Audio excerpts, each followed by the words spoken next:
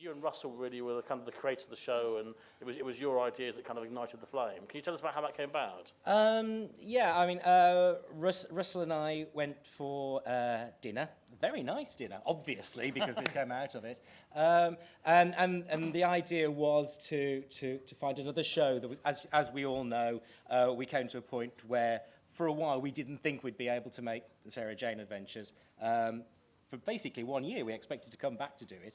And we wanted to find something which we could make in that period. A show which may run for 6 episodes, but we could perhaps come back to if it was successful and make a whole series of it. And Russell and I met very glamorously in Los Angeles, where Russell was living at the time, and I was over there for a Doctor Who convention. And we went off for dinner, and as Russell has said since, you never go to dinner with the idea of making a series and actually come up with the idea of making a series. But actually, it must have been down to the quality of the fish, because it was a fantastic meal. Or was it the wine? I don't know. But anyway, but yeah, before we'd even got to the main course, we'd been talking about the kind of things that we loved as kids, the kind of things which are on TV now, the kinds of things that we'd done in Doctor Who and Sarah Jane, but hadn't been able to do in those shows as well, because in the Doctor Who universe, there is no such thing as magic. Everything, although it might appear to be magic, at the end of the day, it's going to have a scientific explanation. And we kind of thought, wouldn't it be interesting to do something with magic?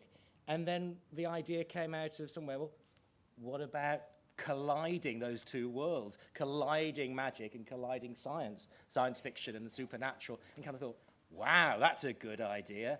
And literally, Wizards versus Aliens was simply the way that we vocalized it. And then sort of said, that's a brilliant title. And that was it, and it was a brilliant title. I mean, it tells you everything.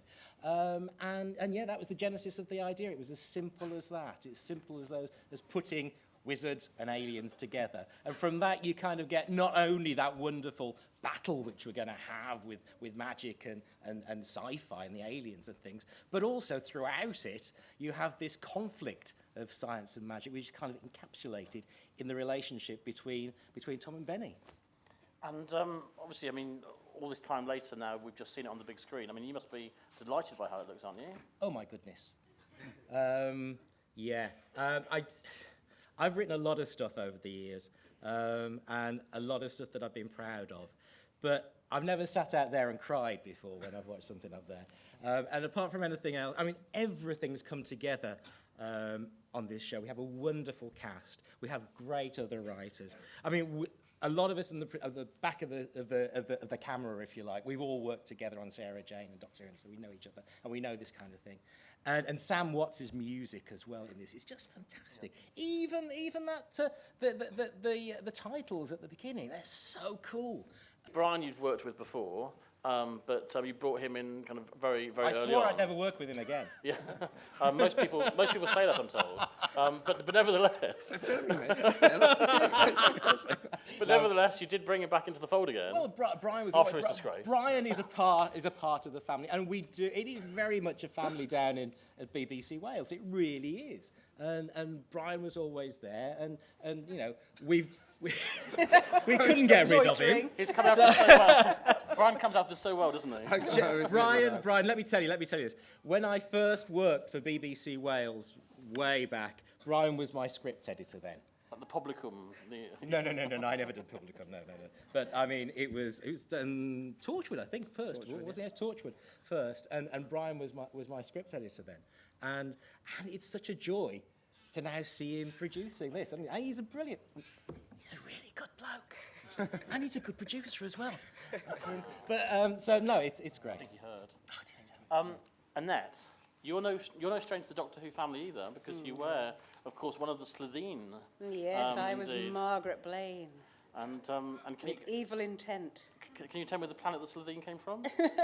Ratsacari. No, I can't anymore. I bet Phil can. Yes, Russell will it's been a kill long me. time since I've written it. Ratsacaricophalatorius. Pretorius, yes, I get that.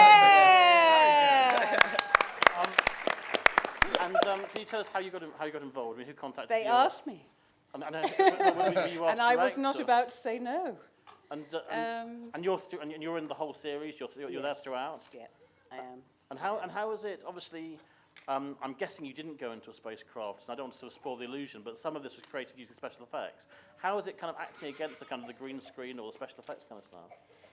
It's an act of great imagination, but this is wonderful when you actually see it, and that us flying in space takes your breath away.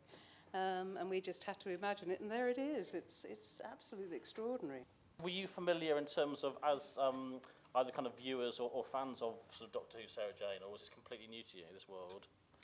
Yeah, I mean, both of us, I don't think we've done a project like this. And growing up, I used to watch Doctor Who, but I wasn't so familiar with it. But doing this project now, yeah. Yeah, you couldn't help but be familiar with the fan base and the popularity of the yeah. shows that everyone worked on, so you was always aware of that, which was good as well, because it always instilled kind of a confidence in us. We always sort of knew what we were doing and what we were doing was right. So if I when can say that. yeah, so when going for the role or hearing about the role, we knew that this was an amazing project to be a part of. So yeah. And Bamford, from your point of view, as I was saying before, we're going to see a lot more of you as the series develops. What can you tell us a little bit more about your character in terms of what we're going to find out as time goes on? Obviously, without revealing kind of secrets, but just a little bit more about your character. She's very boisterous. She knows what she wants and she'll go for it. And she's, as you can see, she's friends with 3 boys. So she's kind of got a boy side, but like she can also have a feminine side as well at the same time. So yeah, you see the feminine side coming out of her eventually. And in terms of the casting process, were you up against lots of other people, and were you aware of that? I mean, how did you happen to get the roles?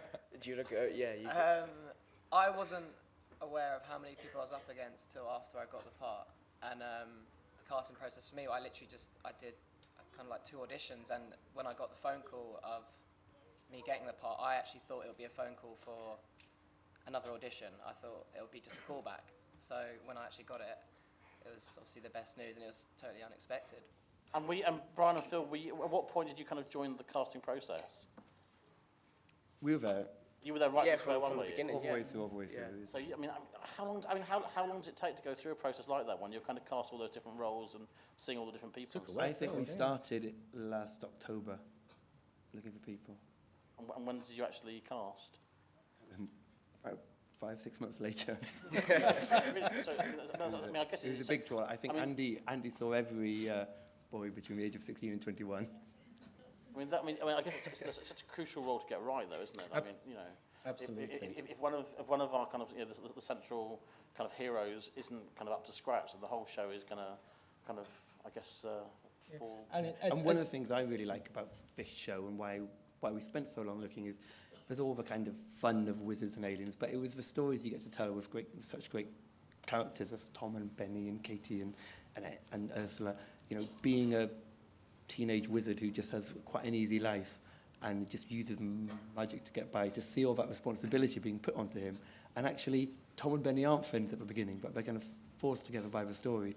And, you know, we can talk about like the spaceship and the special effects are brilliant, but just watching those 2 develop and as they go in the series, and they've got Mad Ursula to help them, but she gets things as wrong as she gets it right. So the 2 boys are kind of having to learn a lot themselves, and just getting to explore those characters has been the best part of making this series. What's also really great, I think, is that a lot of shows that are using kind of monsters or aliens and stuff just kind of rely on the makeup to be what gets you through. And although the Necros characters look amazing, actually they're really good performers as well, aren't they? I mean, they're proper actors. Yes, they're brilliant. They can't be here because they're both working so much, but Gwendolyn Christie, who's also in Game of Thrones, plays Lexi, and Jefferson plays Varg, and of course we have Brian Blessed as the voice of the king. East on your magic. But the other thing as well, of course, is that they're not just monsters or creatures, they are characters as well, and we work very hard to give them characters, because that makes them more interesting, and it gives the actors more to play with as well. And it was quite good for us, because on Doctor Who, monsters would come and they'd kind of go again, so they'd have kind of 1 episode, I think. That's why Annette did it so well, she came back twice. So it was good for us to have creatures that weren't just in 45 minutes, but we were going to explore and develop with them as well. And in terms of the sort of story arc, they are throughout the entire series, are they? Yes, so each week the Necros are going to try new and more devilish ways to get magic. But that's what they want, and those are our villains. So we'll see different aliens. In the next story, they have a fearsome alien pet called the Grazlax, which they send down to destroy Tom and Benny, and he smashes up all of Benny's house. And then there's new tricks and traps they try every week.